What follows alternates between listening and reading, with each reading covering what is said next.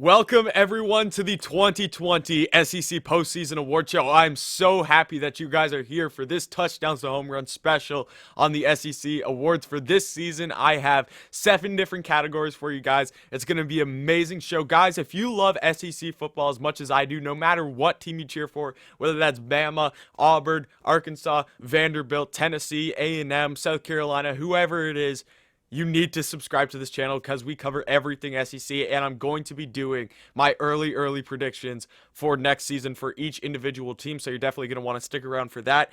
But let's get into the awards show, guys, because last night we had Alabama becoming the national champions for the 18th time in their history, and Nick Saban taking over as the most winningest national championship coach of all time, winning 7 different national championships, passing Bear Bryant. Unbelievable career for him, unbelievable dynasty for Alabama. And once the game was over, I already started thinking about it. I had these awards in my mind for a while now. I just wanted to wait until the season was officially over to be able to do this, and now the season is over. The national championship is over, and it's sad that the college football season is over, but it is something that we all needed this season to be back, so I'm really thankful that we were able to get football in this season. But let's break into these awards, starting off with the Freshman of the Year. Now, Freshman of the Year, I've seen a lot of Tank Bigsby and Connor Bazelak for the Freshman of the Year award in other things that I've seen, and I'm actually going to take a different route on this one. There's a freshman who really caught my eye this season that was really good on the defensive side of the ball, that his stats showed that he was one of the better players in the SEC this season, and I'm going to give my Freshman of the Year award to Eli Ricks, cornerback for the LSU Tigers. Number one, obviously, had a big season this year, had 4 interceptions, 5 passes defended, and he took 2 of those interceptions back for a touchdown. One of those was against Florida in their big upset win, and then one was against South Carolina. He also had a pick versus Vanderbilt and Mississippi State. He's showing, especially that he was paired up, you had Derek Stingley as your other cornerback on your team. You're going to have a lot of attention drawn to you. They don't want to throw to Stingley. And for a freshman to come in and have this big of a season getting 4 interceptions, obviously it wasn't as big as Stingley did last season on his freshman campaign, but I still think Eli Ricks had an amazing freshman campaign for the LSU Tigers, and he is a guy that's just going to add to this DVU secondary and everything that LSU is putting together. You already have Derek Stingley back there. You're just adding another amazing freshman cornerback to your roster in LSU. So hopefully this defense can get back going next year. I know LSU's defense did really struggle last year, but one real bright spot of this LSU defense was Eli Ricks, cornerback number 1, is my Freshman of the Year. With that said, let's get into my most disappointing player this season. Now, I was honestly thinking Derek Stingley. Even though I looked at his stats and everything, they weren't terrible, but it was really one game that stood it out for Derek Stingley for me to consider him to be the most disappointing player this season. He's not a terrible player at all. He's one of the best players in all of college football. It's just that the season he put up this season compared to last season was a bit disappointing, especially watching that Auburn LSU game. If you watch that one, him paired up against Seth Williams. Seth Williams beat him a bunch of times in that game, and he just did not look himself in that game. So that was a reason that I was kind of leaning towards putting Derek Stingley into the most disappointing player of the year category, but I ultimately chose another guy, and I'm picking a wide receiver from the University of Georgia, George Pickens, as my most disappointing player this season. Not terrible stats at all. He's an amazing player still. It was just the preseason talk was that this guy was supposed to be one of the best, if not the best, I heard from some people, wide receiver in all of the SEC football. Obviously, you have him over Davonte Smith, Jalen Waddle. Now, that's not me saying that. I didn't say that preseason, but I did hear some things about people saying George Pickens was the number 1 wide receiver in the SEC. I didn't really agree with it. I still would have taken the 2 Alabama boys, but nonetheless, George Pickens was definitely a guy who was really high up on my board for a wide receiver at the beginning of the season. He put up 36 receptions, 513 yards for 6 touchdowns this season. Now, obviously, he did miss some games this season, but you look at the beginning of the year, like he had a really slow start. First game against Arkansas, 4 receptions, 47 yards. Then against Auburn, you had 2 receptions, 26 yards. Then against Tennessee, 2 receptions, 14 yards. Alabama, 5 receptions, 53 yards. Mississippi State, 8 receptions, 87 yards. South Carolina, 3 receptions, 25 yards. And then it wasn't until the last 2 games of the season where you really started to see George Pickens get a game over 100 yards. So he had against Missouri 5 receptions for 126 yards. And then against Cincy, he had 7 receptions, 135 yards. And in both of those games combined, he had 3 touchdowns. So he had 2 in the Missouri game, 1 in the Cincinnati game. And then the only 3 touchdowns he scored all season was against Mississippi State, Auburn, and Arkansas. 513 yards, especially, yes, he missed some games, but for what he was able to put up, like you saw it in the end of the season, he was able to put up these numbers all throughout the year. Now, you might attribute that to having Stetson Bennett in at quarterback, and you didn't really know the whole quarterback situation at the time, but George Pickens, in my opinion, he's one of the best players in the SEC coming into the season and had a bit of a disappointing season, in my opinion, so that's why I gave him this award. I expect him to make a big rebound this year. Hopefully he can play a full schedule and get back in it, but George Pickens, for what he was expected to be this season, was, in my opinion, a bit disappointing. Let's get into the most surprising player of this season. And even though I'm a Gamecocks fan, you can't disagree with this because there's no one more surprising this season than a guy named Kevin Harris, running back for the University of South Carolina. This guy led the SEC in rushing in regular season, had 1,138 rushing yards total. He had 15 touchdowns and 185 attempts. South Carolina at the beginning of the season, they draw a huge recruit in, highly recruited running back Marshawn Lloyd is expected to be the main running back for South Carolina. He goes down with an injury at the beginning of the season, and it really left the Gamecock fans and Gamecock Nation really questioning what the running back position is going to be this season. And you had a guy in Kevin Harris just absolutely explode and completely blew out everyone's expectations of what he was supposed to be. He set the bar he cleared that bar so high that he was really the most surprising player. He was able to outrush Najee Harris. He was able to outrush Spiller this season. He was able to outrush Kylan Hill, even though that was more of due to the air raid. He wasn't able to pick up the most rushing yards ever. But Kevin Harris still nonetheless absolutely phenomenal season. Like, you look at some of his games, his best game was obviously against Ole Miss. 25 carries for 243 yards for 5 touchdowns in that game. He also had big games against LSU. He had 12 carries for 126 yards, 2 touchdowns. Vanderbilt, he had 21 carries for 171 yards, 2 touchdowns. Auburn, he had 25 carries, 83 yards for 2 touchdowns. Just a really, really good sophomore season for Kevin Harris as he cements himself as one of the best running backs in the SEC. If not, well, I can't say the best because you have Najee Harris still. But after Najee Harris, I think this guy definitely should be the number 2 back in the SEC. So Kevin Harris, amazing season for him. Definitely the most surprising player of this season. Now we're getting into some team stuff. Most disappointing team this season. And I was thinking, I was so close to leaning towards going with Florida in this category because, yes, they had a good season at the beginning of the season. Obviously, you lose a big game to Texas A&M, but after that, you made it to the SEC championship. You beat Georgia, but then after that LSU game, you dropped 3 games straight. So you lose to LSU, you lose to Alabama, and then you get blown out by Oklahoma in, what was that, the Cotton Bowl. It was a rough end to Florida season for what that expectation was. So it was a bit disappointing there, but ultimately I had to go with the obvious answer here. And I had to pick the LSU Tigers as my most disappointing team this season. Starting off with the first game of the season, I remember watching that Mississippi State game and just being blown away by, yes, LSU loses everyone. Obviously, you see the Joe Burrow jersey behind me there. They lose Joe Burrow. They lose Ja'Marr Chase due to opt-out. Justin Jefferson's gone.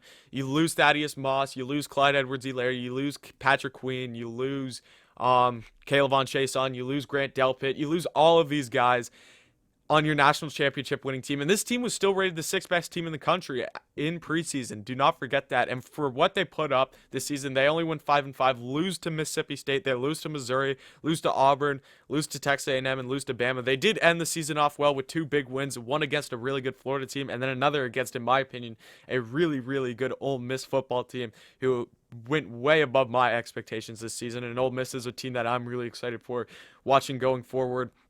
But in the end, to be the 6th team ranked in the preseason and then put up this performance in the season, it had to be the most disappointing throughout the season in the SEC. There's not another team that I could think you could throw in Tennessee in there. Tennessee was pretty disappointing this season. They started the season, I think, ranked 15th, but to be ranked 6th is different than 15th, and to be the defending national champions and put up this performance, I think definitely earns the most disappointing team of the season. So that's why they are my most disappointing team of this season. Going to the most surprising team of this season, there's a lot of candidates for this one. You could go Ole Miss, who I just talked about. Very, very, very surprising this season. That offense was one of the best in the SEC. Lane Kiffin is showing a very exciting future for that Ole Miss football program. You have Missouri, who went above and beyond of what many people thought would be a weak season for them. And then you also have Arkansas, who had a terrible season last year, did not win any SEC games, but goes out and is able to win 3 SEC games this season. Maybe count that forward depending on how you feel about that Auburn game. Who am I going to take out of those 3? I think as much as the other 2 have very good resumes for this award, I am going to go with the Arkansas Razorbacks. Coming from what they came from, a terrible 2019 season. Like, if I pull this up, 2019, their only wins were against Portland State, which was a 7-point win. Only a 7-point win against Portland State. And then they beat Colorado State 55-34. The rest were all losses. They lose every single game. They also lose to Western Kentucky. A terrible season for them. But then you look at 2020. You bring in Sam Pittman, Felipe Franks is your quarterback, and you have an amazing season for your first season with Sam Pittman. Going 3-7 for Arkansas, I think, in my opinion, was a huge success. The first game of the season, Arkansas was beating Georgia at halftime, if you remember that game. They go on next week to beat Mississippi State. They beat Ole Miss, who's a very, very good football team. I've said it again. And then you beat Tennessee. And then also that number 13 Auburn game where Auburn obviously goes out. It's the Bo Nix backwards spike that should have been called a fumble, which the refs screw that up, and then Ole Miss goes out and kicks a game-winning field goal. So technically, Arkansas fans, and I'm pretty sure everyone else in the SEC except Auburn fans, are going to argue that they are 4-6 this season. So Arkansas, in my opinion, had an amazing season for the first time with Sam Pittman and a huge improvement. Also, another game that I want to point out, that Missouri game, one of the best games all season. It came down to the wire. I remember that I wasn't watching that game. I think I was watching the South Carolina game at the time, or I was watching the Florida-Kentucky game if that was the same week. But that game came down to the wire, man, and it was a really, really exciting end. I remember the two-point conversion being taken out of the Missouri defender's hand, and then Missouri ultimately goes down. I'm pretty sure kicks a game-winning field goal. Crazy game there, but they were able to play close games against Missouri, a close game against LSU. They put up some decent numbers against Florida. Close game against Texas A&M, only lost that 42-31. And in my opinion, a really, really good season for Arkansas. So that's why they won my most surprising team of the year. Now we're getting into the games category. So first, I'm going to start off with the most disappointing game this season. Now, straight off the bat, I'm taking this.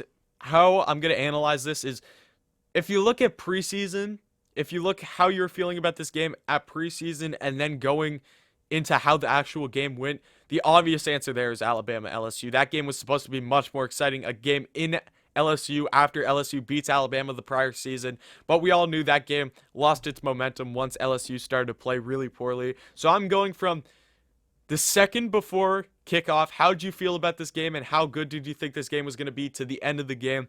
And this game, I'm going with the Auburn Tigers versus the Georgia Bulldogs in week 2 of SEC football. This was a game that I was really excited for. I thought Auburn was a really good team. I think I actually picked Auburn to win this game in my SEC pick show. By the way, to all of you guys who watch that weekly, I appreciate it, really appreciate that. But Auburn, they were the 7th team. Georgia was the 4th team. This was the big ESPN night game. You had Kirk Herbstreit and you had Chris Fowler on the call for this game. Stetson Bennett comes in as the quarterback for Georgia in this game, and Georgia just blew the game out of the water. Like, the rushing game for Georgia in this game, I remember absolutely owning the line of scrimmage. Auburn did not have any chance to get to the quarterback. Auburn did not have any chance to beat the rushing game. Georgia rushed for 202 yards, and Auburn only rushed for 39 yards in this game.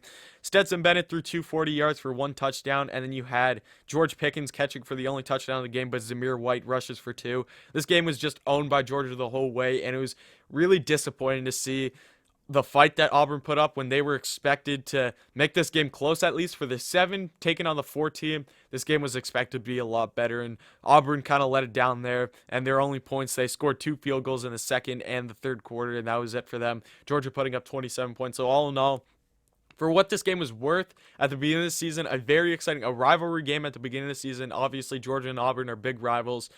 it was a bit of a disappointing game to see a 7 and a 4 seed go up and put up that kind of fight. So that's why that is my most disappointing game of this season. Now, best game of the season. Obviously, I already talked about it. Missouri, Arkansas. That game is definitely up there for the running in this one. One game that I really, really enjoyed watching was Alabama Ole Miss this year. Obviously, the SEC championship was also one that should definitely be in this conversation. But all in all, I wanted to pick the game for the best game of the year. The game that left me after watching it, and the game that had me on the edge of my seat the whole time, and the game that after left me being like, what did I just watch? I would never have expected that to happen, because that's kind of the best games are always the ones that are like, I would have never in a million years expected that to happen. Like, for example, one of the best games in baseball history, in my opinion, I'm a massive Blue Jays fan, is the game 5 against the Texas Rangers in the ALDS. First off, you have Russell Martin throw the ball off the knob of the bat of Shin Soo Choo. Sorry, I screwed that up. And then, who was it? Odor goes in and scores a run, and Texas takes the lead, and then you had the errors by Texas in the next inning, and Bautista goes up and hits the massive bat flip. That was just something that you would not have guessed it would have happened in a million years, for Texas to score a run on Russell Martin throwing a ball off of Choo's bat, and then Bautista going in and having one of the craziest home runs in all of MLB history. So that's what I'm kind of going for here.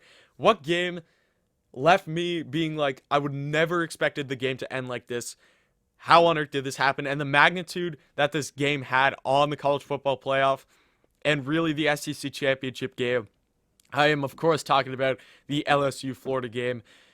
Unbelievable game. First of all, the Marco Wilson thrown shoe situation. First of all, Kyle Trask didn't have the strongest performance in this game at all. I remember him throwing a couple picks. He had win 2 touchdowns, 2 interceptions in this one, and this was Max Johnson's really breakout game here. He had 3 touchdowns, no interceptions. But man, oh man, that thrown shoe on the 3rd down would have ended the drive for LSU and got Florida the ball back and gave them a chance to go and win the game and had the final drive. Marco Wilson has to throw the LSU's tight end shoe 20 yards downfield. The ref comes on the mic. He's like, throwing a shoe 20 yards downfield. Sportsmanlike conduct. It was hilarious. LSU ultimately marches down the field only a bit. They don't go that far. But Cade York steps up and blasts an amazing field goal right down the middle of the uprights. Huge kick for him to take the lead. And then Florida actually gets a drive together and puts them in field goal range. But Evan McPherson sails it wide. And that was pretty much the end to Florida's playoff hopes. It kind of deterred, I don't want to say it completely deterred them in the SEC championship game, but you knew even if they won that SEC championship game, it would have been hard for them to get into the playoff. It was just a really bad game, and a game that left me at the end of the game just being like, how on earth did that just happen? Like, that was an absolutely crazy game that I just witnessed. So in my opinion, by far, this game was the best game, and a game that just left me shell-shocked, and I loved every single second of it. So Florida, LSU, even though I wanted Florida to win this game just so the SEC championship would have that same magnitude as it would if you had 2 undefeated teams going up in the SEC championship. Basically, if Florida didn't lose this game, the winner of that SEC championship game was going to the playoff, and I wish that would have stayed the same. But LSU obviously had an amazing game and was able to shock it off against Florida. Last award coming up here, best player of the game. Now, there's 3 candidates for this one, and they're all coming from the same team. Obviously, Alabama.